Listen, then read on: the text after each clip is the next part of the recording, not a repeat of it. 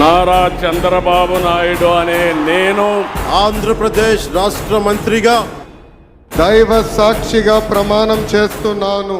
Super 6 యువతకి 5 సంవత్సరాల్లో 20 లక్షల ఉద్యోగాలు వచ్చే వరకు నిరుద్యోగ యువకులకి ప్రతి నెల 3,000 రూపాయలు నిరుద్యోగ వృత్తి కూడా అందజేయబోతున్నాం.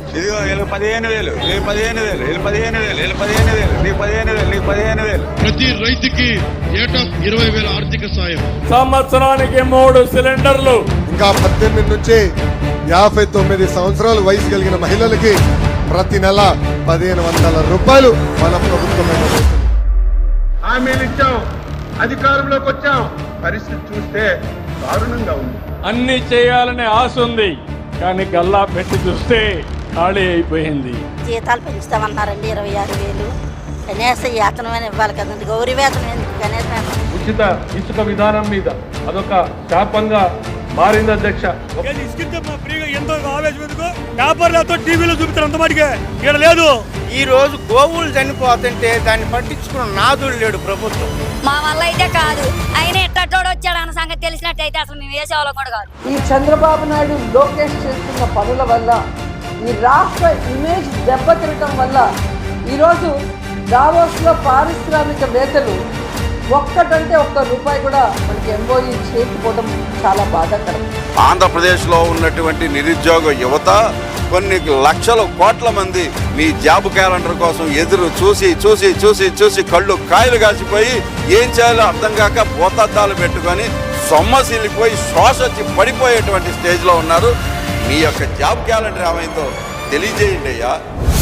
ఈరోజు కేవలం తెలుగుదేశం పార్టీకి ఓటు వేయలేదని ఆస్తులు ధ్వంసం చేస్తా ఉన్నారు, మనుషులను కొడతా ఉన్నారు, కొట్టి మరి కేసులు పెడతా ఉన్నారు.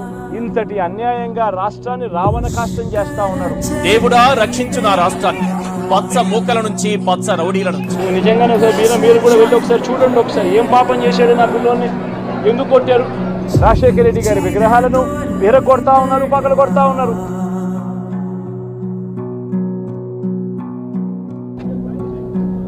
ఇవన్నీ ఏదైతే చేస్తా ఉన్నారో ఇవన్నీ కూడా శిశుపాలుని పాపాల మాదిరిగా ఇవన్నీ కూడా పాపాలు పండుతాయి. ప్రజాస్వామ్యంలో ఏదైనా కూడా ప్రజలకు మంచి చేసి ప్రజల గుండెల్లో స్థానం సంపాదించుకుని ప్రజల దగ్గరికి వెళ్ళి ఫలాని మంచి చేశాం కాబట్టి మాకు ఓటు వేయండి అని అడిగే పరిస్థితులు ఉండాలి తప్పనిచ్చి ఈ మాదిరిగా దౌర్జన్యాలు చేసి, ఈ మాదిరిగా అన్యాయమైన కేసులు బిగించి, ఈ మాదిరిగా ఆస్తులు ధ్వంసం చేసి, ఈ మాదిరిగా ఫియర్ సైకోసిస్ క్రియేట్ చేస్తూ రాజకీయాలు చేస్తే మాత్రం అది ఏ రోజు కూడా నిలబడే రాజకీయం కాదు. వారానికి 3 రోజులు పని జరగట్లేదండి, కష్టంగా ఉంటుంది. ఎలా బతకాలి మేము? పొగాకు రేట్ లేదు, ఒడ్లుకి రేట్ లేదు, మిరపకాయకి రేట్ లేదు. వాళ్ళు 100కి 20% చనిపోవడానికి సిద్ధంగా ఉన్నారు. ఈ మధ్య కాలంలో ఈ 10 నెలల కాలంలో జేఎస్డబ్ల్యూ అనే సంస్థ, జిందాల్ జేఎస్డబ్ల్యూ అనే సంస్థ ఆవిడ తగిలిస్తే వాళ్ళు వెళ్ళి మహారాష్ట్రలో 3 లక్షల కోట్ల రూపాయలతో వచ్చి వాళ్ళు ఎమ్మెల్యే చేసుకున్న అధ్యక్ష ఈ 10 నెలల కాలంలో 3 లక్షల కోట్లతో. మరి ఈ విధంగా పారిశ్రామికవేత్తల్ని బెదిరించి బ్లాక్మెయిల్ చేస్తే ఈ రాష్ట్రంలో ఎవరైనా పెట్టుబడులు పెట్టడానికి వస్తారా అని నేను అడుగుతున్నాను. ఆయన ఎలక్షన్ ముందు ప్రతి మహిళకి 18 సంవత్సరాలు ఉన్న ప్రతి మహిళకి 1,500 రూపాయలు చొప్పున వేస్తానని చెప్పి ఇప్పుడు ఏది నెరవేర్చలేదు. అమ్మ ఒడి కూడా ఇప్పుడు వరకు అసలు దాన్ని ఊసేయలేదు. ఉచిత బస్సు అన్నారు ఆడోళ్ళకి. ఆరోగ్యశ్రీ ఓ సామాన్యుడికి 20 లక్షలు ఉండేది, 5 లక్షల రూపాయలు కుదించేశారు. గత ప్రభుత్వంలో మాకు కరెంటు బిల్లు 600, 700 వచ్చేదండి. ఈ ప్రభుత్వంలో మాకు 1000 రూపాయలు, 1200 వస్తుందండి. బాగా పెంచారండి. కాబట్టి చూడండి మీరే ఒకసారి యూనిట్కి ఎలా పెంచారో.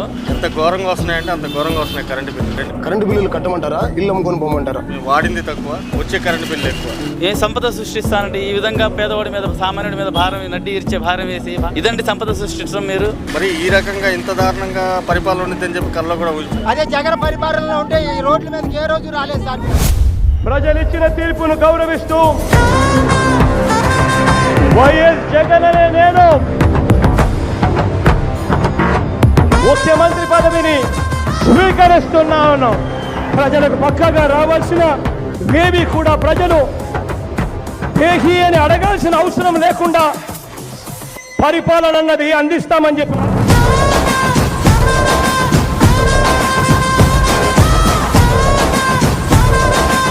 దేనికైనా కానీ కూడా Jagan అన్నానన్నా.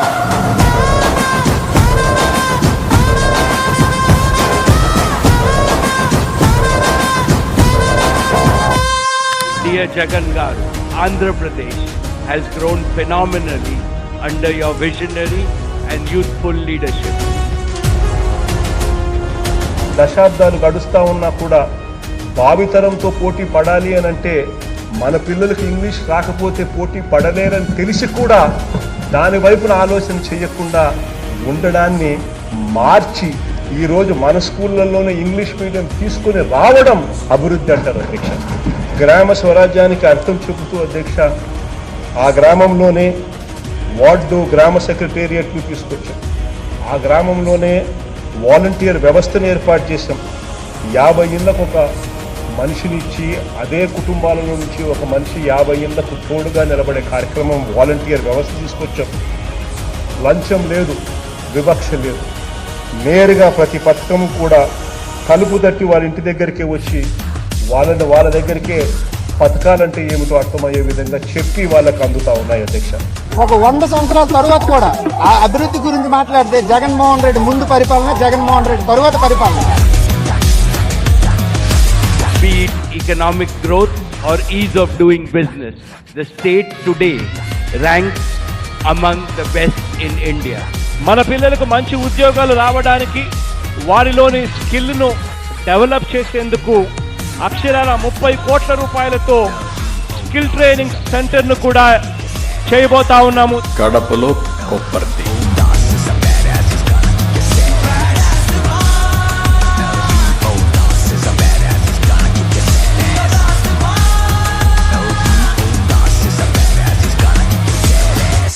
He's a freaking badass.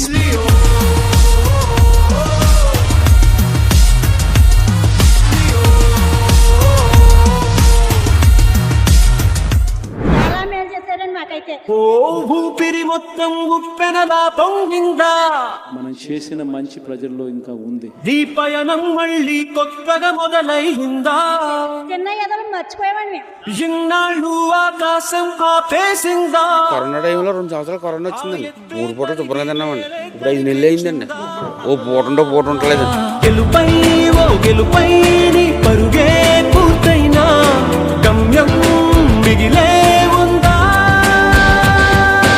ఈరోజు అమ్మఒడి ఆ నాడు నేడు స్కూల్లో మేము ఇప్పుడు నాకు 45 సంవత్సరాలు, నేను పుట్టినప్పటి నుంచి కూడా యూనిఫామ్ వేసుకొని పరిశుభ్రంగా పిల్లలు స్కూల్కి వెళ్ళింది ఇంతవరకు చూడాలి. జగన్ గవర్నమెంట్లో మాత్రం ఆ పేద కుటుంబంలో పిల్లలు కూడా పరిశుభ్రంగా షూ వేసుకొని, టై చేసుకొని, టై కట్టుకొని, ఇన్సర్ట్స్ టక్ చేసిపోయినారంటే ఒక జగన్ గవర్నమెంటే.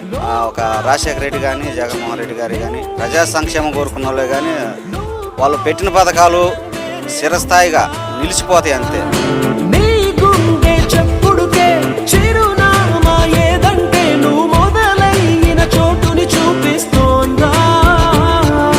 June 4th betrayal day.